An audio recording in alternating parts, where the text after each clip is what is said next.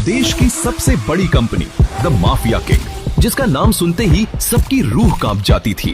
मेहता हो या डॉन, सब उनके आगे सिर झुकाते थे। एक रात कंपनी के मालिक संजय को किसी अपने ने धोखा देकर मार दिया। तब से द माफिया किंग का सिंहासन खाली है। टाइगर का बेटा अभिनव, वो भी उस रात वही था जब संजय को गोली लगी थी।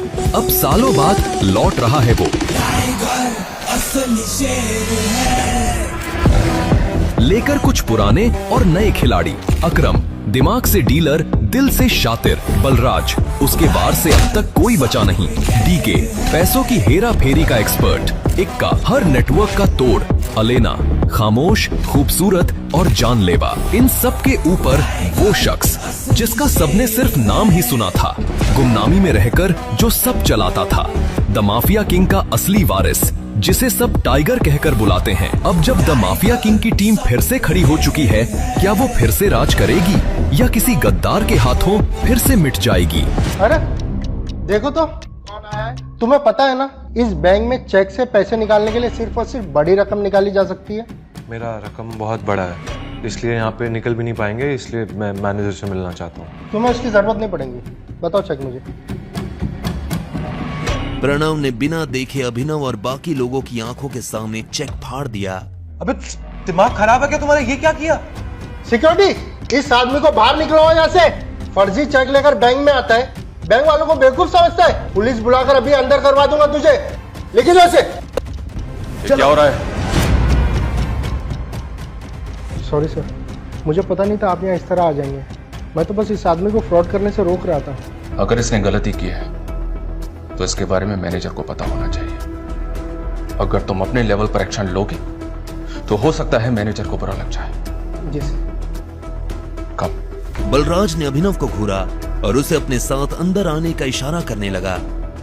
दोनों एक साथ मैनेजर के केबिन में दाखिल हो गए थे। अरे बलराज सर, आप यहाँ कैसे? मुझे बुला लिया होता। बैठिए बैठिए ना। कहिए कैसा आना हुआ? वैसे तो मैं अपने किसी काम से आया था, लेकिन बाहर तमाशा देखा तो सोचा कि सबसे पहले मैं तुमसे इस बारे में बात करता हूं। बताइए ना। तुम जानते हो यह साहब कौन है? उसकी नजर उसके चेहरे से फिसलते हुए उसके हाथों और आखिर में उसकी अंगूठी पर पड़ी। जैसे ही उसने अंगूठी पर बने उस निशान को देखा तो मैनेजर का मुंह खुला का खुला रह गया। बाप रे बाप, ये टाइगर है। ये कौन है? ये उस टीम का आखिरी हिस्सा है जिस टीम के तुम कैप्टन हो tiger. I am very sorry, मुझे माफ कर दीजिए। टाइगर, आप कितनी देर से यहाँ हैं? मैं आपके लिए क्या कर सकता हूँ? बस इसकी जरूरत नहीं है। एक चीज का ध्यान रखना, इनके अलावा और तुम्हारे अलावा किसी को नहीं पता चलना चाहिए कि मैं टाइगर हूँ। जी, आपको देख के बहुत अच्छा लगा। अब आप यहाँ पे हैं तो जरूर आप हमें मुसीबत से बाहर निकालेंगे ही। वो तो ये कर ही लेंगे, पर सबसे पहले तुम्हें अपने काम करने वालों को सबक सिखाना होगा, क्योंकि अगर मैंने अपने तरीके से सबक सिखाया तो तुम अच्छी तरह से जानते हो क्या होगा। क्या हुआ? क्या किया उन्होंने? और अभिनव के साथ जो हुआ उसने मैनेजर को सब बता दिया। ये सुनते ही मैनेजर का खून खौल उठा। उसकी ये हिम्मत, अभी खबर लेता हूँ। उसने गोली की रफ्तार से प्रणव को अपने कैबिन में हाजिर होने के लिए कहा। प्रणव, ये साहब जो चेक लेके आए थे, किससे पूछ के फाड़ा? सर, ये आदमी डिलीवरी वाला है, बैंक में फर्जी चेक लेके आया था। इसे क्या लगता है? हम लोगों ने यहाँ लॉटरी सिस्टम चालू रखा है और मैंने इसके चेक की इंफॉर्मेशन कंप्यूटर में चेक की थी। कोई डेटा रिलेवेंट हुआ ही नहीं। सच बोल रहे हो? हाँ सर। ये डिलीवरी बॉय जिसका चेक लेके आए थे, जानते हो किसका है? अकरम सर का। क्या? हाँ, और इनके साथ जो तुमने किया हुआ तो ठीक है, लेकिन अकरम सर को मालूम पड़ेगा कि तुमने उनके चेक का क्या हाल किया है तो वो तुम्हारा क्या हाल करेंगे, जानते हो ना? उसने घबराते हुए अभिनव को देखा। प्रणव को अकरम से चेक और मैनेजर की भाषा दोनों ने हैरान कर दिया था। उधर प्रणव को समझ नहीं आ रहा था कि बलराज और उसका मैनेजर एक फटीचर से डिलीवरी बॉय की मदद क्यों कर रहे थे। टाइगर वापस तो आ गया, लेकिन मोंटी के आने तक किसी को भनक भी नहीं लगनी चाहिए, वरना गेम हो जाएगा। बलराज सर सही कह रहे हैं। साला हम शेरों के बीच एक भेड़िया घुसाया है जो आपकी हमारी सारी खबर हमारे दुश्मनों को देने वाला है। और साथ ही ये भेड़िया। अभिनव के मन में इन दोनों चीजों से जुड़ा बस एक ही नाम आया, मोंटी। जिस तरह से राणा ने संजय को धोखा दिया था, अभिनव को पूरा भरोसा था कि मोंटी भी अपने बाप के नक्शे कदम पर ही चलेगा। उसे इन लोगों पर तरस आ रहा था जो राणा को अपना सगा मानते थे। इस ग्रुप में और कौन कौन लोग हैं जिससे मिलना भी बाकी है? मुझसे और अकरम से तो तुम मिल चुके, ठीक है, तुम्हारे सामने इक्का, पार्कर, अलाइन, ये 3 बाकी हैं। अलायना मतलब हमारे ग्रुप में कोई लड़की भी है? हाँ, इससे पहले उसकी माँ इस पोजीशन पर थी। 1 साल पहले उसकी डेथ हुई तो अलाइना उसकी जगह पर आई। वो लड़की नहीं है, वो आग है, चलता फिरता अंगारा है, आंधी है। मैंने अपनी जिंदगी में अलाइना जैसी लड़की कहीं नहीं देखी। शक्ल, अक्ल और तेवर तीनों हैं उसमें। बहुत जल्द आप उसे मिलोगे, लेकिन वो लड़की आपसे मिलेगी पता नहीं। मुझे नहीं लगता कि टाइगर के लिए उसे मनाना मुश्किल है। जैसा मैंने सोचा था वैसा लड़का नहीं है ये। हाँ, वैसे टाइगर, अभी आपको कितने पैसे की जरूरत है? मैं दे देता हूँ, बाद में अकरम सर के ऑफिस से मैं चेक रीइश्यू करवा लूंगा। फिलहाल तो मुझे 1 करोड़ रुपए चाहिए और बाकी के 49 करोड़ मेरे नए अकाउंट में डलवा देना। ठीक है, मैं करवा दूंगा। ये सुन डीके उसके लिए पैसे लेने चला गया। तुम्हें अब एक गाड़ी की जरूरत है टाइगर। मैं अपने मैनेजर को बोल रहा हूं, तुम यहां से सीधा ग्लो मोटर्स जाओ, वहां एक गाड़ी तुम्हारा इंतजार कर रही है। मिस्टर अभिनव ग्रेवाल? मैं ही हूँ अभिनव गढ़वाल। भाई साहब आइए प्लीज, चलिए। अभिनव एक गैराज में आ गया था। मैनेजर उसे उसकी गाड़ी के पास लेकर आया। सही है गाड़ी, मैं पेपर्स रेडी करवाता हूँ, तब तक गाड़ी देख लीजिए। वो एक बहुत ही महंगी सी गाड़ी थी। बलराज ने जानबूझकर उसे पुराना करवाया था। हेलो, ये सब क्या हो रहा है अभिनव? तुम गाड़ी ले रहे हो? तुम कौन हो और तुम क्या चाहती हो? अरे मैं चाहत, तुम्हारी वाइफ की फ्रेंड। और ये सवाल मुझे तो तुमसे करना चाहिए, तुम यहाँ गाड़ी खरीदने कैसे आ सकते हो? अनन्या ने मुझे तो बताया कि तुम गरीब हो। हाँ, मैं गरीब ही हूँ, बस वो अपने बॉस के लिए ले रहा था। चाहत ने उसे कुछ पल के लिए देखा और बोली, पक्का झूठ तो नहीं बोल रहे हो? मैं तुमसे झूठ क्यों बोलूंगा? पता नहीं, एक काम करती हूँ, मैं अनन्या को भी यहीं बुला लेती हूँ, दूर से ही सही। जब तुम्हें वो गाड़ी में देखेगी तो खुश हो जाएगी। नहीं, उसे यहाँ बुलाने की क्या जरूरत है? उसे क्यों परेशान करना है? तुम बताओ, मैं तुम्हारे लिए कुछ कर सकता हूँ क्या? तुम मुझे ट्रीट दे सकते हो क्या? तुम मुझे ट्रीट पे नहीं लेके चलोगे? देखो, मैं तुम्हारी बीवी की दोस्त हूँ और मुझे नहीं लगता कि तुम्हें मुझे मना करना चाहिए। इससे पहले कि अभिनव उसकी बात का कोई जवाब दे पाता, चाहत ने गाड़ी का दरवाजा खोला और वो पैसेंजर सीट पर जाकर बैठ गई। उसे पता था कि चाहत खुद एक रईस परिवार से आती थी। ऐसे में वो उसे अकरम के एक होटल में ले जाने वाला था। दोनों होटल के अंदर दाखिल हो गए और एक टेबल पर जाकर बैठ गए। अभिनव जानबूझकर चाहत से नजर नहीं मिला रहा था, वहीं चाहत उसे लगातार देखती जा रही थी। क्या हुआ, सब ठीक है? हाँ, सब ठीक है। अच्छा, वैसे तुम इस ऑफिस में काम करते हो क्या? हमें कुछ ऑर्डर करना चाहिए ना, मुझे बहुत भूख लग रही है। Hello gorgeous, you are so beautiful. मैं आना तो नहीं चाहता था, लेकिन मेरा मन नहीं माना।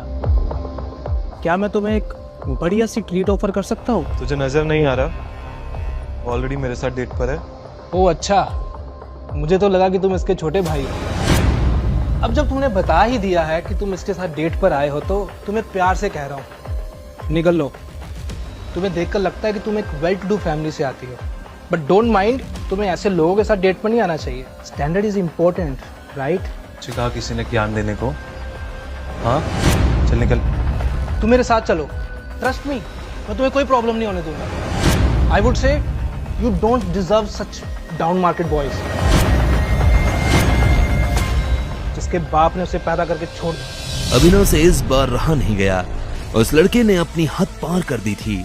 कम। क्या कहा तूने? हाँ? जैसे ही वो अभिनव के बाप पर गया, अभिनव को किसी की बातों से फर्क नहीं पड़ रहा था। वो अपने बाप के बारे में एक शब्द भी नहीं सुन सकता था। क्या कहा तूने? बाप ने पैदा करके छोड़ दिया? तेरे बाप ने तुझे क्या सिखाया? वो लड़का जो अभी तक अभिनव को तेवर दिखा रहा था, अब उसके मुंह से शब्द नहीं निकल रहे थे। उसकी आंखों में डर साफ नजर आ रहा था। क्या हो रहा है ये सब? ये एक रेपुटेड होटल है, कोई मछली बाजार नहीं है। मैनेजर, ये कैसे कैसे लोग आते हैं तुम्हारे होटल में? अभिनव को भी एहसास हुआ कि उसने लड़के को कुछ ज्यादा ही पीट दिया था। इतना मारा मुझे, देखो देखो, नाक मुंह सब तोड़ दिया इसने मेरा। मैनेजर ने पहले उस आदमी को देखा और उसके बाद अभिनव को देखने लगा। इससे पहले कि अभिनव अपनी तरफ से कुछ कह पाता, मैनेजर ने बोला, हमारी हिम्मत कैसे हुई हमारे वीआईपी कस्टमर पे हाथ उठाने की? ये हमें परेशान कर रहा था। ये गलत बोल रहा है। बस इतनी सी बात के लिए तुमने इनके साथ ऐसा बर्ताव किया? सर जो भी हो, पहले आपको इनसे माफी तो मांगनी पड़ेगी। माफी? मैं माफी मांगू? ये माफी मांगेगा मुझसे और मेरी फ्रेंड दोनों से। माफी मांग। साले चुपचाप माफी मांग। तू जानता नहीं मैं कौन हूँ।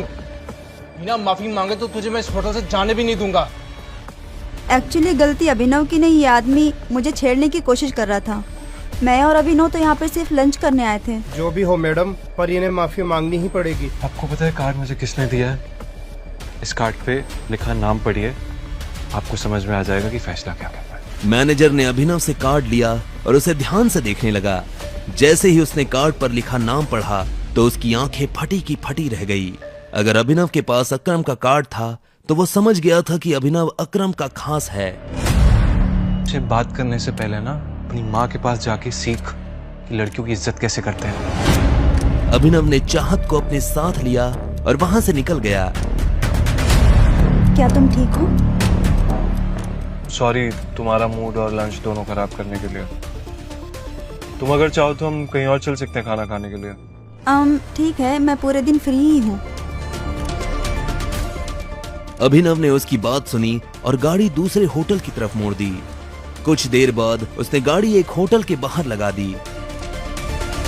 तो तुमने डिसाइड कर लिया है कि अपने बारे में कुछ नहीं बताओगे मुझे? किस बारे में? असल में वो समझ गया था कि चाहत के मन में ये शक की सुई क्यों घूम रही थी। क्या यार, अब बता भी दो।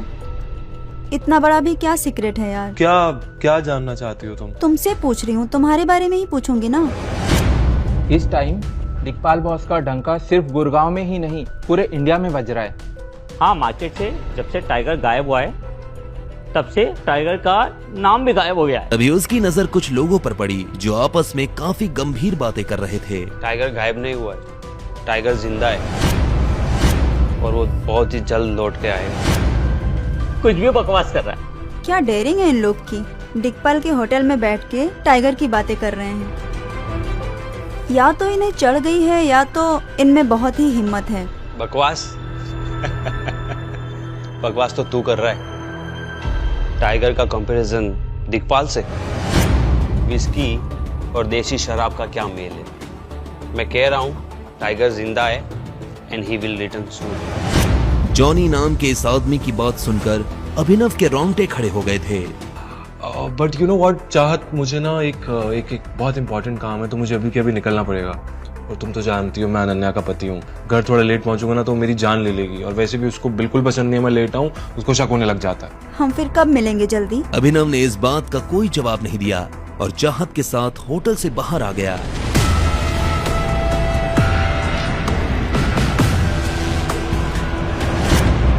उन लोगों के पास पहुंचने पर अभिनव को पता चला कि वो लोग उस लड़के को मार रहे थे। तुम मार रहे हो बेचारे को? तो उससे क्या मतलब? मतलब है तभी तो यहाँ खड़ा हूँ। क्यों हीरो बन रहा है? जानता नहीं गुड़गांव में हीरोगिरी काम नहीं आती। मारो साले को। अभिनव भी उनका मुकाबला करने के लिए पूरी तरह से तैयार था।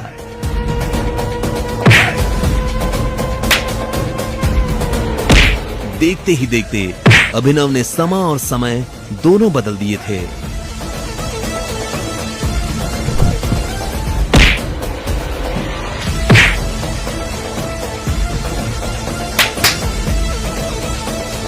वो लड़का जॉनी, और जिसे लग रहा था कि अब उसके जिंदा बचने की कोई संभावना नहीं है, वो खुद अभिनव का ये रूप देखकर हैरान हो गया था।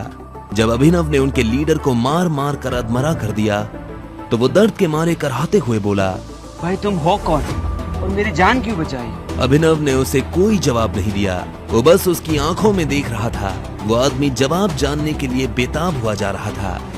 मैं तुझे बता दूंगा कि मैं कौन हूँ और तुझे वादा करना पड़ेगा कि तू किसी को नहीं बताएगा कि मैं कौन हूँ। अभिनव ने उसकी जान बचाई थी। वो अभिनव के लिए अपने दिल में इतना छोटा सा राज तो रख ही सकता था।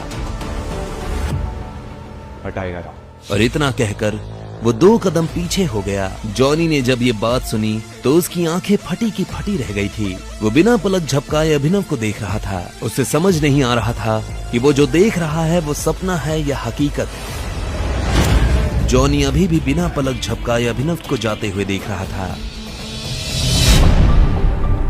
कुछ देर बाद अभिनव हरदेव पाल सिंह के घर आया था। जब अभिनव अंदर आ रहा था तब राजीव, शर्मिला और परिवार के बाकी लोग किसी गंभीर विषय पर चर्चा कर रहे थे।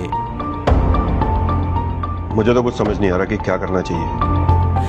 हमें गौरव से बात करनी चाहिए कि एटलीस्ट वो अकरम से बात कर ले हमारे बारे में। अब वही है तो कुछ हमारे लिए कर सकता है। जब तक किंग कॉर्पोरेशन का सपोर्ट हमें नहीं मिलेगा तब तक हमारा काम नहीं हो पाएगा।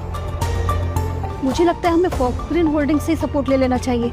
माँ, ये कैसी बातें कर रही हैं आप? ये दोनों कंपनी टाइगर चलाता है और हम जैसे लोग तो टाइगर से सीधा जाकर मिल भी नहीं सकते। आज तक किसी ने उसे देखा तक नहीं है तो हम कैसे मिल पाएंगे उससे? शायद चिराग इस काम में हमारी हेल्प कर पाए। मैं एक काम करती हूँ, अनन्या और चिराग की शादी फिक्स करवा देती हूँ। वैसे भी अभिनव ने हमारे लिए किया क्या है? अभिनव ने अपने चेहरे पर मुस्कान लाते हुए कहा। वो भले ही कितना भी थका हुआ था लेकिन वो इन लोगों को पता नहीं चलने देना चाहता था कि वो क्या करके आया है। नमस्ते। जैसे ही अभिनव ने चहकते हुए नमस्ते किया तो शर्मिला, अनन्या और राजीव उसे देखने लगे। उनकी आंखों में एक अजीब सा गुस्सा था। अभिनव उनकी आंखें देख हैरान हो गया। अभिनव को ये तो नहीं लग रहा था कि वो लोग मुस्कुराते हुए उसका स्वागत करेंगे, लेकिन आज जिस तरह का गुस्सा उनकी आंखों में नजर आ रहा था उसे देखकर अभिनव को कुछ अजीब लग रहा था। अब आगे क्या होने वाला था? आखिर क्यों सब लोग अभिनव से गुस्सा थे और किस परेशानी में फंसी थी अनन्या? क्या अभिनव उसकी परेशानी हल कर पाएगा? जानने के लिए सुनते रहिए द रिटर्न ऑफ टाइगर, सिर्फ पॉकेट एफएम पर।